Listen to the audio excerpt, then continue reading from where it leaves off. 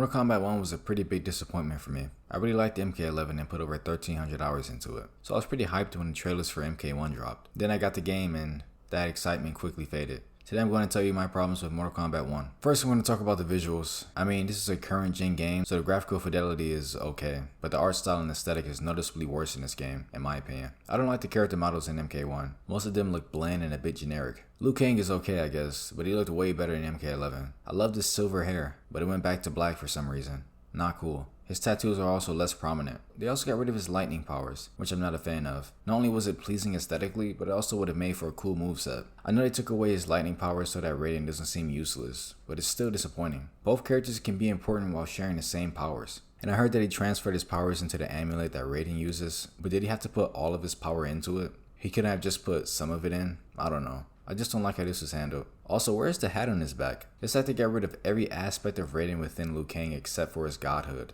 And I just can't understand why. He was the entire reason that Liu Kang became a god in the first place. Why just forget about him? He also has less personality than he did in MK11. He had a little more sass and wit, but now he's just a benevolent god. Either way, MK11 Liu Kang was cooler than the one in MK1. Shang Tsung is my favorite character in Mortal Kombat, and he had the best designs in my opinion. But his design in MK1 is my least favorite. It's the most generic. Most of the characters suffer from just being pretty Asian boys, and Shang Tsung is no exception. His older designs told us much more about the character. You can take one look at him and know what kind of guy he is. His actual character and personality are still good, and the voice acting is perfect, but the design could have used some work. Raiden is an example of a generic pretty Asian goody two-shoes. He's basically just Liu Kang before he became a god, but less interesting. He's just kinda bland. He's a pretty nice guy, but that's pretty much it, and his costume is just okay. Shao Kahn is someone that suffered greatly in this department. Why did they make Shao Kahn smaller? He's way less intimidating now. He's still the same tyrannical asshole, which is good, but he's just not as cool looking or intimidating. Sub-Zero is perfectly fine, in my opinion. His personality is good,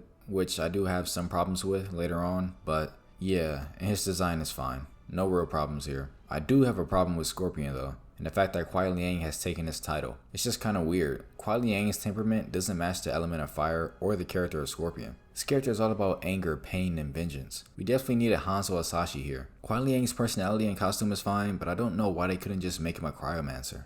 Now that Bi-Han is Noob Saibot, we don't even have a Sub-Zero now. Why was this necessary?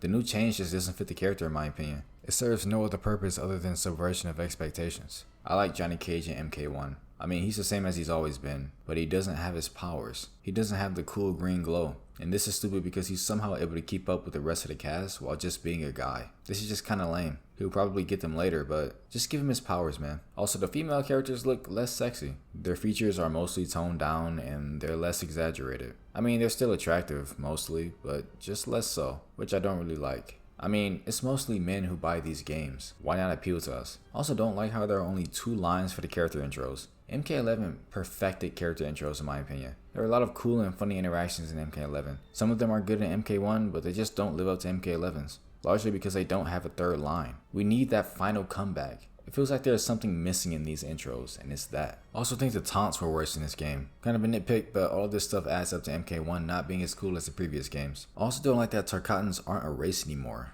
It's a disease. It's just much more interesting for them to be their own race with their own temperament, personality, and culture, rather than something that anyone can contract. Them being a race added diversity to the world, but now it's merely a disease. Another unnecessary change that makes the game and lore less cool. But the biggest problem with MK1 is the lack of content. There were so many cool things from the previous games that were just removed. First is the Crypt. The Crypt was my favorite piece of single player content in Mortal Kombat. It served as a good break from multiplayer and the fun way to earn cosmetics. But we can't have that in MK1. Instead, they replaced it with invasions, which is pretty lame. You just go around this map that's designed like a board game for some reason, and fight people, over and over again. Sure, you do other things as well, like test your might in mini games, which are mostly annoying by the way, but for the most part, you're just mindlessly fighting enemies. None of the items or power-ups are as fun to use as the ones you use in the towers in MK11. You just play this mode mostly to earn seasonal rewards. Once I completed it, I never went back to invasions until the next season. The customization is also very dumbed down in MK1. MK11's customization had way more depth. Now you can only customize 1 piece of gear for each character, while in MK11 you can customize 3.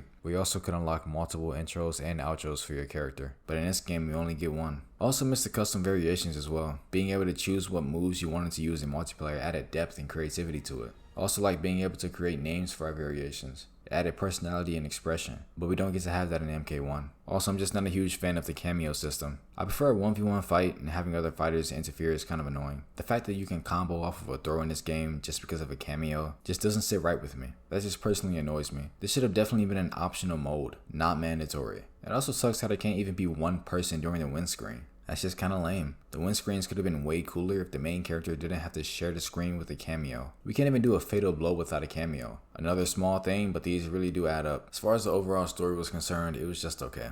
A story you can watch during a meal. Not great or awful. I am kind of annoyed how the previous timeline Shang Tsung was the main villain. I don't think that was the right move. If NRS was going to reboot the franchise, they should have just stuck with this new timeline. All the multiverse shit just brings the story down. It makes things more convoluted and lowers the stakes because even if our timeline fails, there are a million others who didn't. And what's stopping us from just going to that timeline? Or just restarting this one? The story also doesn't do a good job of developing characters or relationships. Many of them feel surface level. The story would have benefited from a longer runtime and without a huge multiverse battle.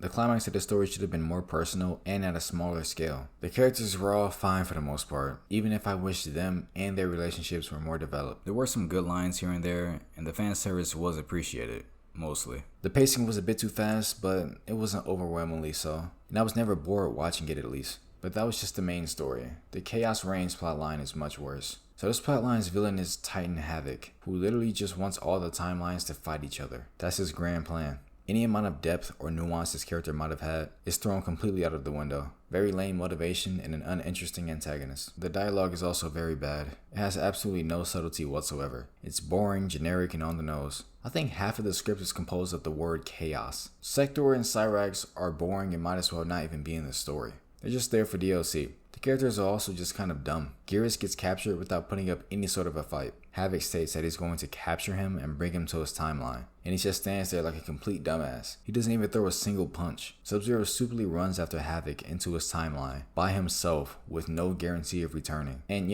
tries to fight a Titan himself. And he obviously gets captured. Rain also gets crushed to death while simultaneously being able to transform into water.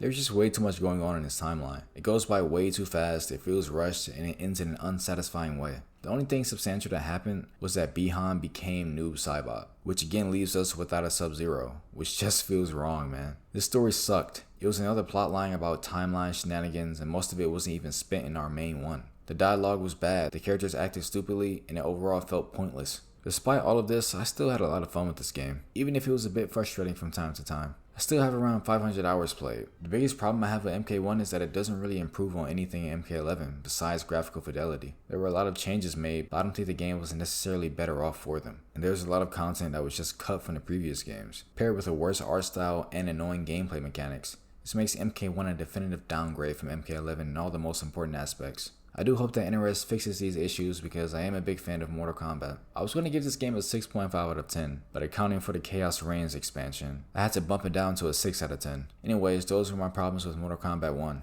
Like and subscribe if you want, Patreon in the description if you want to support, and bye.